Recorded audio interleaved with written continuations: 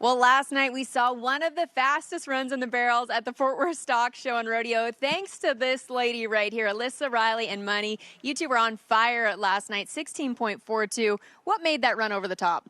He was good. I honestly didn't think his barrels were as perfect as I know he can be, but he ran hard and he ran fast. And just like Haley talked about, it's a really long run from the third barrel back to the timer.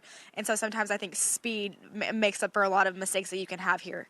Well, it certainly made up for it last night, 16.42. But I think what folks maybe didn't know or might not realize is this is just Money's 8th run back since surgery. Talk us through what he had to undergo and how the recovery process has been. He's been really good. He had a chip taken out of his ankle after Stephenville last year. I really didn't feel like he was himself. And I actually had gone to my vet a couple times. And, you know, he's a tough horse. And so he wasn't really shown as much. And I was like, he's not himself. And finally we got some x-rays and he had a chip in his ankle joint. And we thought we could get him through the NFR. But, you know, I was like, you know, if we wait till afterwards and he's out for Fort Worth, San Antonio, you know, Houston, stuff like that. And so we went ahead and took it out, and then he was supposed to he had 2 full months off, and I had rode him, I think, like 4 times before I left for the finals, and I actually left him at home with my father-in-law. He was putting him on the walker and stuff, and Thriller was just kind of struggling, and Champ got sore in Vegas, and so I called a friend of mine that's a horse hauler, and I was like, you got to get him out here. And so I ended up running him 3 times at the NFR, and he was good. I mean, he was fat and out of shape and not sharp, but he really pulled through for me when I needed him to.